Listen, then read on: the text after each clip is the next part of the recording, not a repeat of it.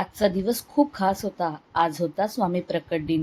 सकाळपासून काय करू आणि काही नाही असं झालं होतं. स्वामीची काय सेवा करू? माझ्याकडून काही चूक तर होणार नाही ना? मी काही विसरणार नाही ना ह्या सेवा करताना? असं मनात क्षणोक्षणी वाटत होतं. पण स्वामी आहेत ना, ते सगळी आपल्याकडून सेवा करून घेतात. तुम्हाला वाटलं असेल की तुमच्याकडून ही सेवा राहून जाईल, पण कशा ना कशा तर निमित्ताने ती सेवा तुमच्याकडून लक्षात करूनच देतात स्वामी. स्वामींनीही असंच माझ्याबरोबर झालं. स्वामींनी सगळं काही माझ्याकडून करून घेतलं या दिवशी. सकाळी उठून लवकरच मी स्वामींचा पंचामृत दुधाने अभिषेक करून घेतला. स्वामी मंत्राचा जप करत मी हा अभिषेक करून घेतला. गुढीपाडव्याच्या दिवशी जास्त दगदग झाली होती, म्हणून सकाळी वाटलं माझ्याकडून सगळ्या सेवा होईल की नाही, पण आहेत ना, स्वामी आहेत ना, आपल्याकडून सगळं काही करून घेत असतात. म्हणून ते भक्तांना असं वाटतं की आपण आपल्याकडून राहून जाईल, पण स्वामी कधीच राहू देत नाही. हे माझं ना अक्षरशः हे खरं होत झालेलं आहे. नंतर मी इकडे स्वामींचा अभिषेक झाला. स्वामींना हिना अत्तर लावले. स्वामींची प्रिय अत्तर म्हणजे हिना अत्तर. नंतर स्वामींना अष्टगंध लावून छान असे मी तयार केले स्वामींना. नंतर त्यांना मी अष्टगंध लावले, छान वस्त्र घातली. नंतर स्वामींना आज मी मुकुटही घातला होता. अगदी स्वामींचे रूप किती सुंदर दिसत होते आणि पूर्ण देवघर उजळून निघालं होतं. असे काही दिवस असेल ना, तर असं ही आपण जी पूजा करतोय ना, त्यात काहीतरी वेगळंच काहीतरी जाणवत असतं. काहीतरी वेगळेपणा असं मला क्षणी जाणवत होता त्या दिवशी. बघताय ना, रोजच्या प्रमाणे दिसत नव्हतं हे देवघर. खूपच छान उजळून निघालं होतं. तुम्हालाही कसं वाटतंय मला नक्की सांगा कमेंटमध्ये. ही सगळी सेवा स्वामी करून घेत आहेत माझ्याकडून, हे मला असं वाटत होतं. आणि नंतर मी स्वामींचा अभिषेक झाल्यानंतर स्वामींचा मी 11 माळी जप करून घेतला. आणि माझ्याकडून मला आज एक दिवसीय सारामृतचं पारायणही करायचं होतं. मला वाटलं माझ्याकडून होईल की नाही, पण आहेत ना स्वामी, मग सगळं काही तुम्हाला जमणार आहे. इकडे माझा जप चालू होता. सगळे जप वगैरे जप झाला माझा. देवपूजा छानशी झाली. नंतर घरातली थोडीशी कामं होती ती आवरून घेतली. स्वामींपुढे छानसा दिवा वगैरे लावला. धूप दीप अगरबत्ती लावली. नंतर तुळशीचीही पूजा करून घेतली. तुळशीचीही आरती करून घेतली.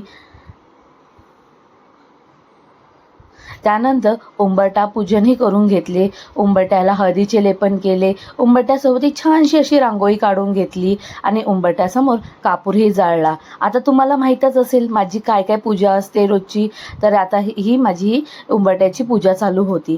छानशी अशी पूजा करून घेतली. आणि माझ्या घरात अजून एक अशी छानशी अशी स्वामींची मूर्ती आहे. मी त्यालाही फुले वाहिली, छानसे हे करून घेतलं. आता ह्याच्यावरून तुम्हाला कळतच असेल मी काय बनवत आहे. हो, मी आहे ना बेसनाचे लाडू बनवत आहे. स्वामींना खूप आवडतात ना बेसनाचे लाडू. अगदी मनात खूप इच्छा होती मी बेसनाचे लाडू करू का आणि मठात जायचं होतं. आणि मठात खूप गर्दी आहे हे माहीतच होतं, पण माझा हट्ट होता आज नाही, आज मला बेसनाचे लाडू मठामध्ये न्यायचेच आहेत. मग मी असे बेसनाचे लाडू बनवून घेतले. आणि इतके छान लाडू झाले होते ना, म्हणजे प्रसादाला आपण लाडू करतो तर नेहमीपेक्षा वेगळाच असतो काही. नंतर घरातही स्वामींना मी नैवेद्य दाखवून घेतला. बघताय ना किती छान असे फूल तयार झाले आहे. स्वामी माझ्याकडून ह्या सगळ्या सेवा करून घेत आहेत. नंतर आम्ही मठात दर्शन घेतले. मठात खूप गर्दी होती तरीही आमचे दर्शन छान झाले. माझ्यासोबत देवांश आला होता. देवांशला ही सगळी सेवा करताना खूप आवडतं. नंतर इकडे आम्ही देवीचेही दर्शन करून घेतले. आणि मी येते तर पाहते तर दिव्यातलं तेल पूर्ण संपलं होतं, तरीही दिवा तेवत होता. नंतर मी इकडे घरी आल्यावर स्वामींचे सारामृतचे पठण करून घेतले. स्वामींना मी सगळी फळं वगैरे वाहिली होती. सकाळी हे केली, नैवेद्य दाखवला होता. नंतर संध्याकाळी अजून एक स्वामींसाठी मी आवडीने पुरणपोळीचा स्वयंपाक केला होता. स्वामींना पुरणपोळी खूप आवडते, त्याबरोबर त्यांना कांदा भजीही खूप आवडते. मग ही सगळी मी अशी छान अशी नैवेद्य थाली बनवली स्वामींसाठी. त्यामध्ये मी केशर दूध, त्याच्यानंतर कांदा भजी, कुरडई आणि पुरणपोळी हे स्वामींचं आवडतं. त्यामुळे मी आवडीने हे सगळं स्वयंपाक करून स्वामींना नैवेद्य दाखवला. स्वामी सगळं काही माझ्याकडून आवडीने करून घेत होते असं मला वाटत होतं. नंतर मी इथे संध्याकाळी आरतीही करून घेतली. सकाळीही केली होती मी 8:30ची आरती. त्यानंतर इकडे मी संध्याकाळी आरती करून घेतली आणि नेहमीप्रमाणे संध्याकाळी दरवाजासमोर त्या उंबरट्याजवळ दिवा लावला, नंतर कापूरही जाळला. नंतर संध्याकाळी मी तुळशीला दिवा लावला आणि कापूरही जाळून घेतला. अशी छान अशी माझी दिवसभरात मी सेवा केली.